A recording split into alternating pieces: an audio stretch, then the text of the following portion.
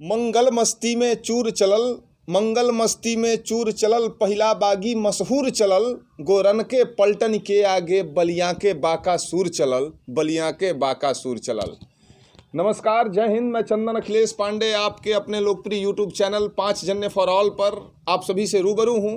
चूँकि classroom, white board और duster और मार्कर से दूर हट करके अपने छत पर आज आप सभी से रूबरू हो रहा हूं।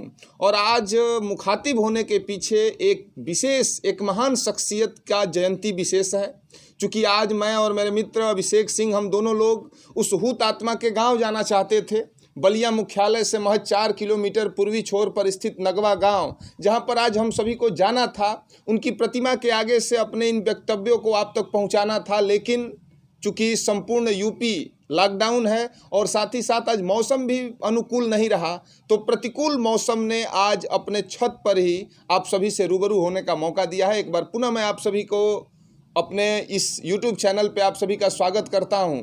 और साथ ही साथ स्वतंत्र समर के प्रथम अग्रदूत, महान योद्धा, super hero of India Mangal Pandey की जयंती पर आप सभी को बधाई देता हूं, बहुत बहुत शुभकामना देता हूं।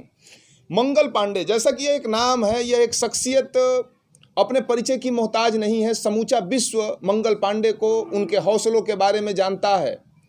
19 जुलाई यानी आज ही के दिन 1827 में उत्तर प्रदेश के बलिया जिले के नगवा गांव में एक ब्राह्मण परिवार में मंगल पांडे का जन्म होता है। जन्म से ही मंगल पांडे मेधावी थे, शक्तिशाली थे, बलिष्ठ थे। और 1827 में नगवा में जन्म लिया नौनिहाल। 1849 में 34वीं नेटिव बंगाल रेजिमेंट्री में यानी अंग्रेजों के सेना में भर्ती हो जाता है। हम बात करेंगे 1849 के बाद मंगल पांडे के द्वारा जो किए गए कार्य हैं, उनके कृत्यों पर भी हम प्रकाश डालेंगे। लेकिन उससे पहले हम आधुनिक भारत के कुछ पहलुओं को भी जानना हमारे लिए ज़रूरी होगा। 1827 में जन्म होता है और 1827 से पहले भी यदि हम चलेंगे तो 1757 से लेकर के 1857 तक यानी 100 सालों तक हम भारतीय लोग अंग्रेजों के अत्याचार को सहते चले आ रहे हैं। यानी मूक दर्शक बनकर के हम अंग्रेजों के शासन को देखते चले आ रहे थे। 1757 यानी the battle of Plassey, 1764 the battle of Buxar भी हम लोग इस चैनल के माध्यम से इन दोनों लड़ाइयों के बारे में पढ़ चुके हैं, जान चुके हैं। और इन दो लड़ाइयों ने भारतीय समाज में अंग्रेजों के प्रभुत्व को मजबूत करने का काम किया था। और यही लड़ाइयाँ जीतने के बाद अंग्रेज हमारे यहाँ संवैधानिक रूप से शासन करने लगे। और उस शासन व्यवस्था में अंग्रेजों की एक ही नियति थी कि अधिक से अधिक भारतीय समाज को लूटना, अधिक से अधिक कर वसूलना, अपनी अर्थव्यवस्था को मजबूत करना। और भारतीय समाज को समय समय पर अंग्रेजों ने अपने टैक्सेशन सिस्टम से निराश किया। महलवारी सिस्टम, रैयतवाड़ी सिस्टम, जमींदारी सिस्टम, ये ऐसे कुकृत्य हमारे समाज में होते थे जिससे भारतीय कृषि दिन प्रतिदिन निराशाजनक प्रदर्शन होता रहा। किसान पलायन करने लगे। और तो और जब कृषि की कीमतें गिरने लगी, जब कृषिगत व्यवस्थाएं चरमरा गईं, तब किसानों को ज़बरदस्ती मजबूरी में अंग्रेज़ों की सेना का शरण लेना पड़ता था, यानी अंग्रेजी सेना में भी जाना पड़ता था। और उसी मजबूरी के नाम पर 1849 में नगवा के ब्राह्मण परिवार में जन्मे मंगल पांडे भी 34वीं नेटिव बंगाल रेजिमेंट से जुड़ते हैं। 1853 में एक बहुत बड़ा बदलाव अंग्रेजों की सेना करती है और रॉयल एनफील्ड राइफल का सूत्रपात 1853 में होता है। यानी मंगल पांडे के द्वारा जो क्रांति की गई थी, विनायक दामोदर सावरकर जी ने प्रथम स्वतंत्रता संग्राम की संज्ञा दी थी इस क्रांति को। हालांकि अंग्रेज विद्वानों ने इसको सिपाही म्यूटिनी यानी सिपाही विद्रोह का भी नाम दिया, लेकिन मंगल पांडे के द्वारा जो किया गया प्रदर्शन था, जो किया गया कार्य था, वह एक इमीडिएट कज था, यानी तत्कालिक कारण था। मैं कारण की बात कर रहा हूँ, रॉयल एनफील्ड। यानी 1853 में अंग्रेजी सेना अपने हथियारों के जखीरे में एक नया प्रयोग करती है और रॉयल एनफील्ड गन अंग्रेजों की सेना में आती है। चूँकि बंदूकें नई होती हैं, लेकिन उस बंदूकों को चलाने का जो तरीका है वो नया नहीं होता है। बंदूकों में गोली लगाने से पहले उस गोली के सील को दांतों से तोड़ना पड़ता था।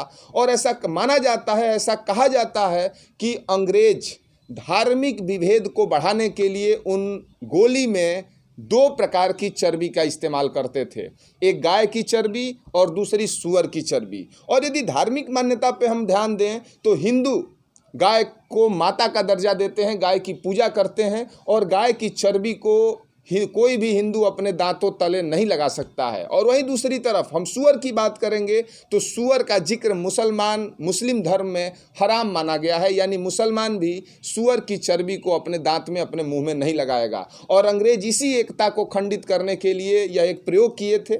जैसे ही मंगल पांडे को पता चला कि हमारे साथ भेदभाव हो रहा है, हमारी धार्मिक भावनाओं के साथ अंग्रेज खिलवाड़ कर रहे हैं, इसका विरोध मंगल पांडे ने किया था। 29 मार्च 1857 को अपने ही एडजुटेंट लेफ्टिनेंट बाग पर हमला करते हैं। हालांकि मंगल पांडे के द्वारा किया गया यह हमला, बाग बच जाता है, बाग घायल हो जाता है और अपने पलटन के सिपाहियों को मंगल पांडे को गिरफ्तार करने का हुक्म देता है। यहाँ पर एक बात और भी प्रासंगिक है कि उनकी पूरी बैरकपुर छावनी में कोई सिपाही मंगल पांडे को गिरफ्तार करने के लिए आगे नहीं बढ़ता है। एक नाम आता है शेख पलटू।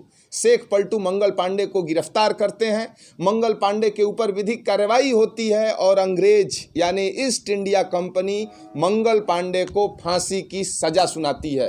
मंगल पांडे की फांसी की तिथि भी मुकर्रर होती है। 18 अप्रैल 1857 को उनको फांसी दी जानी थी, लेकिन 10 दिन पहले जो तिथि नियत थी, उस तिथि से 10 दिन पहले यानी 8 अप्रैल 1857 को प्रथम स्वतंत्र संग्राम का यह योद्धा, महानायक, सुपर हीरो ऑफ इंडिया फांसी के फंदे पर हंसते हंसते झूल जाते हैं। और 8 अप्रैल 1857 को उनको फांसी दी जाती है। जैसे ही फांसी मंगल पांडे को होती है, मंगल पांडे की फांसी का खबर से पूरा भारत दहल उठता है और 1 महीने बाद यानी 10 मई आते आते पूरा भारत एकत्रित होकर के, यूनाइट होकर के अंग्रेजों के खिलाफ बिगुल फूंक देता है। यानी 1757 से लेकर के 1857 तक, यानी विगत 100 सालों में किसी भी भारतीय के द्वारा अंग्रेजों के खिलाफ कोई आवाज़ नहीं उठाई गई थी। और आधुनिक इतिहास में अंग्रेजों के भारत में पहली आवाज़, पहली गोली, पहला बिगुल फूंकने वाले महान क्रांतिकारी, प्रथम स्वतंत्र संग्राम के प्रथम योद्धा, महानायक मंगल पांडे ही थे, जिनकी जयंती आज यानी 19 जुलाई को समूचा विश्व मना रहा है। क्रांति शुरू होती है। चूँकि उस समय भारत 2 भारत के रूप में विभक्त था। एक भारत प्रिंसियली स्टेट, जहाँ पर अंग्रेजों का पूर्ण रूप से कब्जा था। राजघराने जरूर थे, लेकिन वो राजघराने स्वतंत्र नहीं थे, वो स्वायत्त नहीं थे, अंग्रेजों की हुकूमत के दौरान वो चलते थे। और दूसरा भारत अंग्रेजों का भारत था, यानी ईस्ट इंडिया कंपनी का भारत था। इस भारत में 1857 की क्रांति की शुरुआत होती है। झांसी से झांसी की रानी आती हैं, कानपुर से तात्या टोपे आते हैं, बहादुर शाह जफर, बेगम हजरत महल, वीरवर कुंवर सिंह, तमाम ऐसे नाम आते हैं। लेकिन 1857 की जो क्रांति होती है वो अपने उद्देश्यों को प्राप्त नहीं कर पाती है। हालांकि जब ये आपका यह चैनल 1857 की बायोग्राफी को प्रसारित करेगा तो हम देखेंगे कि तमाम प्रकार की असफलताओं के अलग अलग कारण थे। पहला कारण, जहाँ तक मैं मानता हूँ, एक सेना नायक यानी सेनापति अपने लीडर का चुनाव 1857 में हम सभी लोग गलत कर बैठे थे। 1857 की जब क्रांति हुई थी तो हम सभी ने अपना लीडर, अपना नेतृत्व बहादुर शाह जफर को सौंपा था। और बहादुर शाह जफर उस समय एक वृद्ध राजा थे, और एक वृद्ध, एक असहाय, एक कमज़ोर राजा के हाथों यदि इतनी बड़ी क्रांति की बागडोर सौंप दी जाए तो आप भी अंदाज़ा लगा सकते हैं। दूसरी गलती, आपसी एकता का न होना था। तमाम प्रकार के कारण थे जिसके लिए 1857 की क्रांति असफल हो गई। लेकिन मंगल पांडे का जो विजन था, मंगल पांडे का जो सपना था, मंगल पांडे का जो हौसला था, मंगल पांडे का जो जुनून था, वो कभी भी असफल नहीं हुआ। और यही मंगल पांडे समूचे विश्व में अपने हौसलों के बल पर, अपने जज्बे के बल पर आज समूचा विश्व मंगल पांडे को जानता है। तो ये मंगल पांडे जी थे जिनका जन्म स्थान नगवा यानी बलिया जिला में है, बागी बलिया में है। यह बगावती जिला समय समय पर जब जब देश को ज़रूरत पड़ी है, अंग्रेजी हुकूमत में जब जब अंग्रेज़ों के ताबूत में कील ठोकने का समय आया है, तब तब इस जिले ने अपना सर्वस्व देने का काम किया है और उसी सर्वस्व न्यौछावर करने में पहला नाम आता है शहीद मंगल पांडे का, स्वतंत्र समर के प्रथम महानायक मंगल पांडे का, प्रथम अग्रदूत मंगल पांडे का, हम सभी के मंगल पांडे का। तो आज यह एक संक्षिप्त वृतांत था मंगल पांडे के बारे में। इस वीडियो के माध्यम से हम मंगल पांडे के बारे में, मंगल पांडे के और करीब जाने का हमें मौका मिला। साथ ही साथ मैं यह विश्वास दिलाता हूं, जैसा कि आज का हमारा जो प्रस्तावित कार्यक्रम था, हम मंगल पांडे के गांव जाना चाहते थे, उनकी प्रतिमा से आप सभी को जोड़ना चाहते थे, लेकिन प्रतिकूल मौसम और संपूर्ण लॉकडाउन के प्रभाव से आज ऐसा नहीं हो पाया है। लेकिन हम आपको विश्वास दिलाते हैं कि आने वाले समय में आपका यह चैनल मंगल पांडे के गांव यानी नगवा भी जाएगा और वहां से आप सभी से रूबरू होगा। तो जुड़े रहिए, लगे रहिए, बने रहिए। जय हिंद, जय भारत, मंगल पांडे अमर रहें।